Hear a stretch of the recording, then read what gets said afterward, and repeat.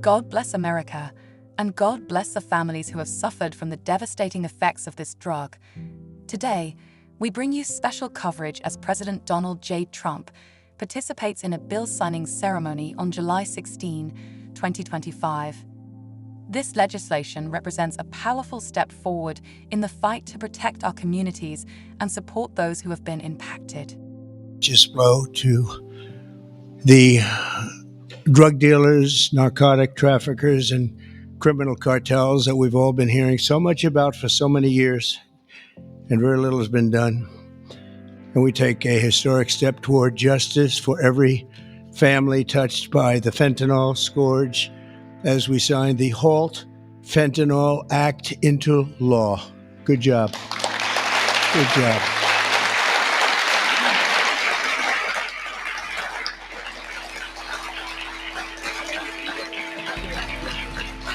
Good job. Good job. Thank you very much. With this bill, we are officially and permanently classifying all fentanyl-related substances as Schedule 1 narcotics, which is actually a very big deal.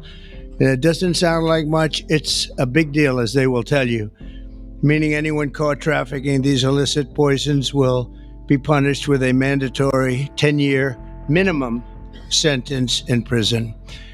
We'll be getting the drug dealers, pushers, and peddlers off our street, and we will not rest until we have ended the drug overdose epidemic. And it's been getting a little bit better, but it's horrible. It's horrible. We're going to end it once and for all. And we're pleased to be joined on this occasion by my future DEA administrator. He's going to be a very important position, Terry Cole. Where's Terry Cole? Hello, Terry Cole. I hope you're as good as they say, Terry. I hope you're as good as Glenn Youngkin says, because it was his recommendation that got you this job. You better do a good job, or I'm blaming Glenn. Glenn, I'm going to blame you if he's no good. And who the hell knows, but I have a feeling he's going to be great. Is he that good? All right, good. You better be good. But it was really, Glenn has had tremendous experience with Terry, and he said he's fantastic. He did the job like nobody that you've seen, and we take your word for it. Thank you very much, Glenn. Also with us is Secretary Kristi Noem, who's doing a fantastic job. Where's Kristi? Where are you? Kristi. Hi, Kristi. She is doing a great job with Tom Homan, who's fantastic. He's also central casting. He does serve the central casting role too, doesn't he? And he's a great guy. Special Envoy Steve Witkoff. Steve, thank you very much. Thank you. Good job. And we have some good news on Gaza and good news on a couple of things that we're working on at a very high level. But you've done a fantastic job. Thank you very much. My nominee to lead the Office of National Drug Control Policy, Sarah Carter. Sarah, great reporter too.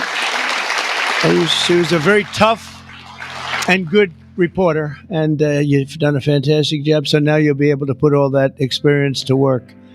No more criticizing or anything else. You got to do it yourself, and you're going to do a great job, as reporters do on occasion. Thank you very much. Thanks, Sarah. Good luck. Governors Glenn Youngkin, Jeff Landry, and Kelly Armstrong, where are you? Stand up. Great. Hi, fellas. Hi. How are you? And great friends of ours, Senators Chuck Grassley. Chuck, fantastic. You look fantastic. Looks like he's 44 years old. You look great, Chuck. We're proud of you. Jim Banks. Jim, thank you, Jim. Good job. Good job. Ron Johnson. Ron, good. We've got that bill passed, Ron. We got it passed. Thank you for all your help, too. Ashley Moody. Ashley, thank you very much. Jim Risch. Thank you, Jim. And you're doing a great job with the committees, and you're getting them through, the people that we need, right? I appreciate it, Jim, very much.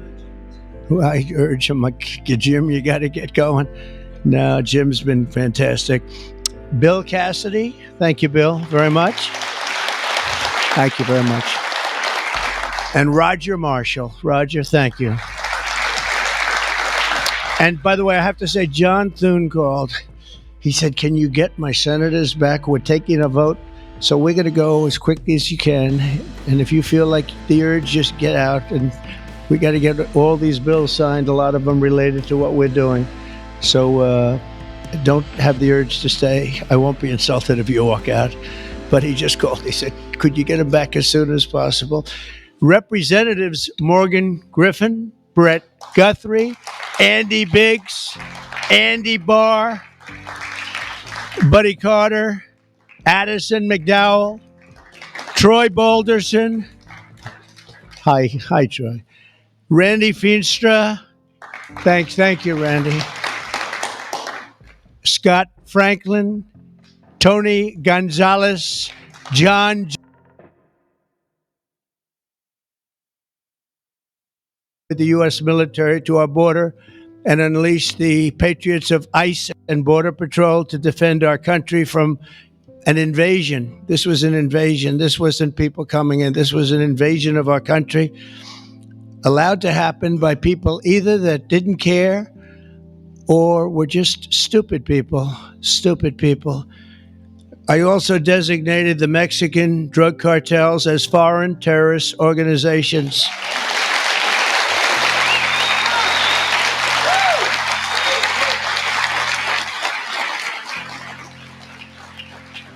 And within a few short weeks, believe it or not, if you remember, now we've even surpassed that, but we achieved the most secure border in U.S. history. And last month, we had the lowest number of illegal border crossings ever recorded. We had in June, the number was actually 0.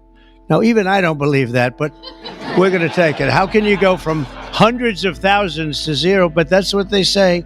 And these are very liberal people that do the recording, so I think we're going to have to take it. But the number was 0 in June. Can't get much better than that, right? On day one, I signed executive orders to create new Homeland Security task forces, marshaling the full power of federal law enforcement to eradicate transnational criminal networks and traffickers from our soil. We wanted them out. 2 weeks ago, we secured the resources necessary to achieve that mission when I signed the One Big Beautiful Bill into law. And I want to thank you all. I want to thank you.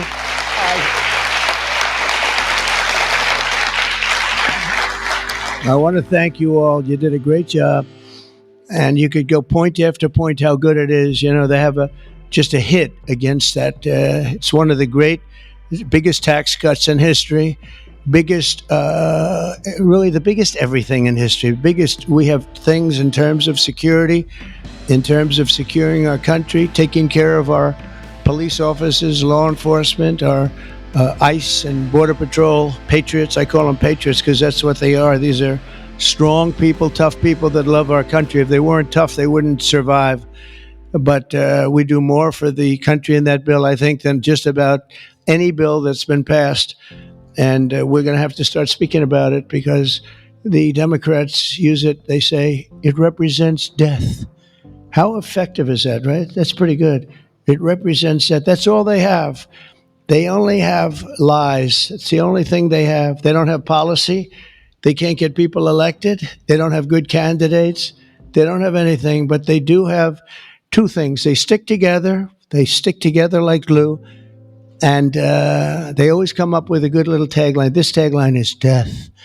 And the death is them. We're the ones that are giving life. We're giving life with that bill.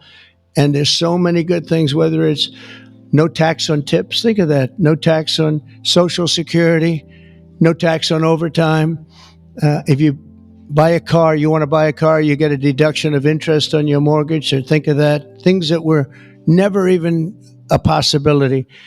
And then so much else in terms of health, in terms of providing care. It's really just a fantastic bill. And it's about time that we're going to start, and we'll start talking about it. But once we do, I think we're going to have the greatest midterm that you've ever seen, because this thing really is amazing. And I want to thank all of the senators in particular for getting it done, It also makes the largest investment in the U.S. Coast Guard since World War II, ensuring that we have assets and all of the assets needed to vanquish the cartels from the waterways of North America. We're building a lot of Coast Guard ships that go very speedily along the water, and they're very lethal. They're very powerful, and that's what we need, because a lot of it comes in as we block up the border. They start using the water.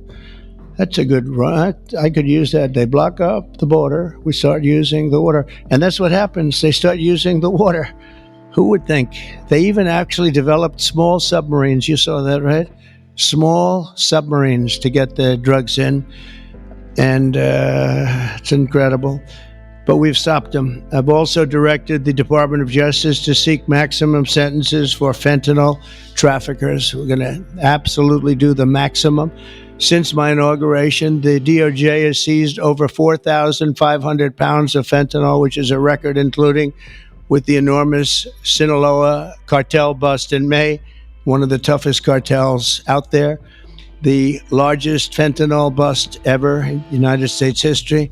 And now with the signing of the HALT Fentanyl Act, in just a few moments, we are delivering another defeat for the savage drug smugglers and criminals and the cartels who have a tremendous amount to say about Mexico. If you want to be nice about it, I'm trying to be nice about it. They have very strong controls over Mexico. We have to do something about that. Can't let that happen. The Mexican authorities are petrified. They're petrified to show up at their office. They're petrified to go to work because the cartels have a tremendous grip on Mexico and the politicians and the people that get elected. For years, the monsters who manufacture illicit fentanyl have sought to skirt legal restrictions by making minor variations of the chemical compound, and in the process, they've developed even more toxic versions of the drug. One common variant, known as carfentanil, it's becoming more and more common. It's 100 times more potent than the original version of fentanyl. Can you imagine? Look at what you have to suffer with the original. I mean, this is 100 times more potent, and it's happening stronger, more and more dangerous. And as you know, and I have a very good relationship with President Xi of China, but I imposed a 20% tariff on China because of the fentanyl, and I call it a penalty. It's a penalty because China delivers much of the fentanyl. Some people would say all of it. They deliver it into Mexico and even into our own country. We have a 20%, so they pay billions of dollars in damages for what they've done. And I think we're going to work it out so that China is going to end up going from that to giving the death penalty to the people that create this fentanyl and send it into our country, whether it's through other countries or directly.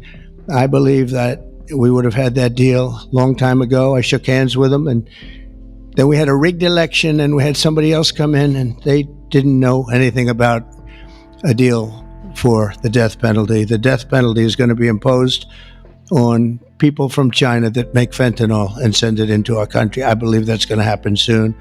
But as of today, all fentanyl-related substances will be banned forever, and those who traffic in these deadly poisons will be put behind bars for a very long period of time. We're joined today by just a few of the millions of families ravaged by this scourge, including Greg Swan from Michigan, who carries with him the heartbreaking loss of his beautiful son, Drew. Drew became addicted to opioids after being prescribed painkillers following a sports injury. Got injured, and this is happening so much. Got injured in sports and ends up, you leave the hospital a week later and you're addicted. But he fought through it and got himself clean. Then one day, Drew took a pill laced with fentanyl. He took it just casually, thought it would be okay. Took a chance and he thought it'd be okay, and it didn't work out. And he tragically lost his life. And Greg, I'd like you to come forward, and if you could just say a few words about your wonderful, wonderful son, please. Thank you, Mr. President. Honor of my life. Thank you very much. Thank you. Thank you so much, Mr. President. I will be brief. It's the honor of my life to be here. And Drew was the happiest day of my life was when he was born, and he always called me his hero to the day he died. And his passing ruined, I thought, my life. And every parent back here that I meet and in the audience, some of my friends, their life is gutted when they lose a kid. There's despair and there's hopelessness. But we've been able to find some repose in going out and advocating. And we want to hit every school in America. There's 26,727 of them. We want to go into every one. The kids are silent when they hear we lost somebody to this, and we tell our story, and they leave unequivocally ready to run away from fentanyl. I would just like to say thank you, Mr. President, for stopping the border crossings. Full stop, mic drop.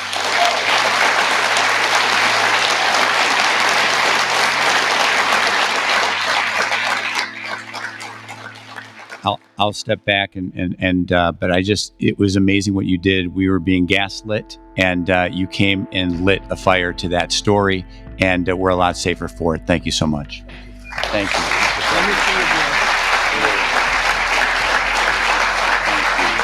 Yeah, thank you so much. Thank you. That's tough stuff. We're also grateful to be joined by California native Ann Fundner, who lost her beautiful eldest son, Weston, to fentanyl when he was just 15 years old, exactly 1 year ago today. Ann delivered a moving tribute to Weston at the Republican National Convention. People that saw it have not forgotten it. And Ann, I'd like you to please come up and say a few words about your wonderful boy. Thank you. Please. Thank you, Tom.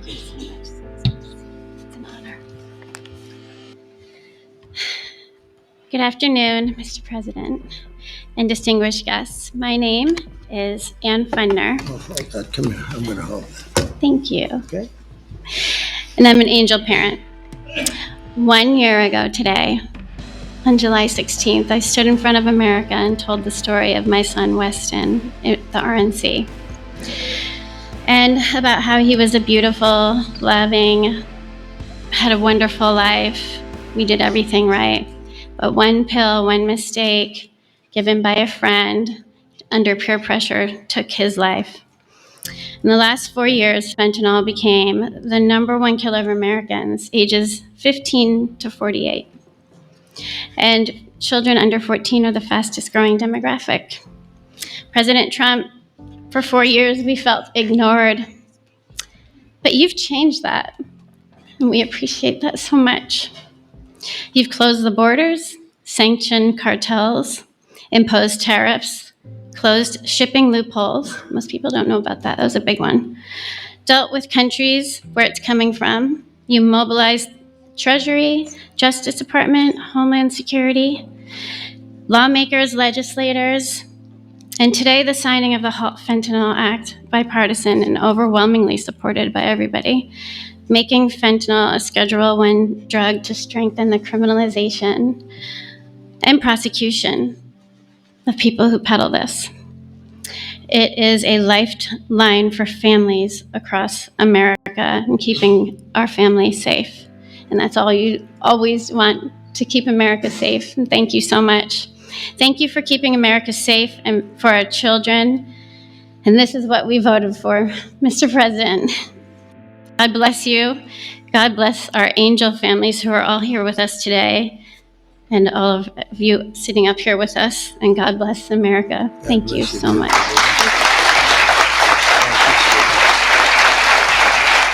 You can have that.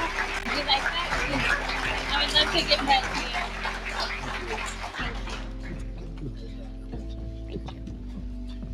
you. Thank you very much. It's just crazy that we have to even be doing this. It's so sad. It should be so unnecessary that we stand here for years and years doing the same thing over and over. It's terrible. A friend of mine, a longtime friend of mine, is Jackie Siegel, and her beautiful children, her husband David, just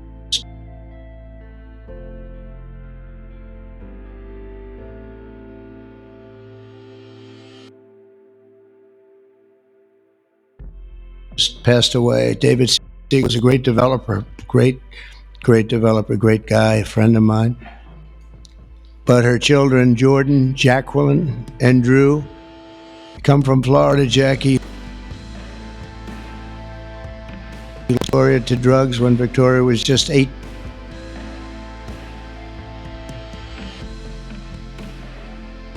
And this April, Jackie lost her sister, Jessica, to fentanyl.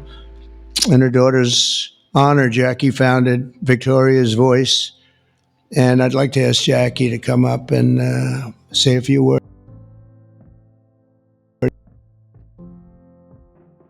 She's comes from a great family, and they've been fighting this scourge for a long time. Thank you very much, Jackie.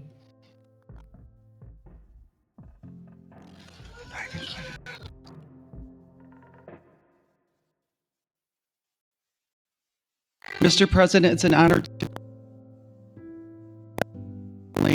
my late husband and all of the other affected families for this important signing on this bipartisan issue. 10 years ago, when our daughter, 18 years old, of a drug overdose, we formed the Victoria's Voice Foundation. And the Trump administration was very helpful in passing the CARA Act, which saved many lives back then, bringing out the Narcan. And we're so honored. Well, actually, when my husband passed away, thank you for the phone call and your love and support. Our family loves you, Mr. President. That day, when my sister found out of my husband's passing, she did a line of cocaine that she thought was cocaine, and it was fentanyl. So I lost both of them in the same day. And it's been a very rough time, but it's turned me into more of a fighter to carry on my husband's legacy and the other families' legacies of saving lives. And so I'm turning my pain into passion. And also, on top of this, with the signing of this important the act that you're doing, we are joining with Victoria's Voice is joining with founding fathers, and we're going to start the Angel Army. So we're even growing even more under this Trump administration. Okay. We're going to spend the rest of our lives doing this. Thank you, Mr. President. Thank you, Jackie. Thank you. Very effective.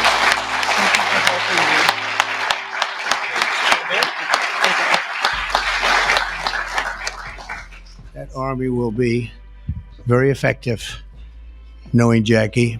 So thank you very much, Jackie. Everyone knows someone touched by the incredible crisis that we've all been watching all over the world. They're watching it. Other countries have the problem. But I don't think there are too many that have it more seriously than us. They come here, they rip us. They rip us so badly, the cartels and all of the others, because we're sort of a rich country, and that's where the money is. So it happens. People say, why is it so much? Because we have money. We're richer than other countries. So they come here more. They take the money like taking candy from a baby. So today, on behalf of all Americans who have lost a loved one to opioids, we renew our vow to liberate America from this horrible plague. And I hope you're going to do a fantastic job. You have no idea how important you are. You have like maybe the most important job just about in government. There's nothing more important than what you're doing. So I wish you a lot of luck, and we'll be there to help you all the way along. Okay? Once again, I want to thank Congress for passing this important bill and for all the work you've done over the last 2 weeks. All of you, what a job you've all done. And it was the congressmen and women and the Senate has been unbelievable. And I'd like to ask, if you want, stand right up here while I sign the bill, and then we're going to get you right back so you can keep passing other bills and make America great again, right? Okay, thank you very much. It's great to have you. Signature, Chuck. All right, I'm doing good, Chuck. Okay, we all set? You feel very, very protected in here, Jim. Yeah, Very closer and protected. closer. We want to make sure it's signed. We go behind each other. And this is not an auto pen, right? That's for sure. That's great. Thank you very much. Thank you, Mr. President.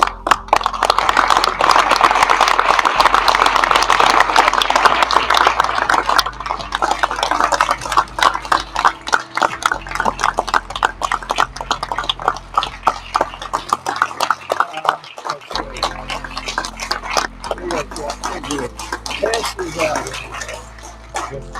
Pass them. Okay. You pass them out. We'll give some to the back too. Okay, we'll just pass them around. Thank you. Thank you very much, everybody. This is really an honor. Very important. One of the more important things that we'll ever sign, I suspect. And thank you all for the great job you've done. Thank you. Mr. President. Thank you all for the great job. Thank you very much, everybody.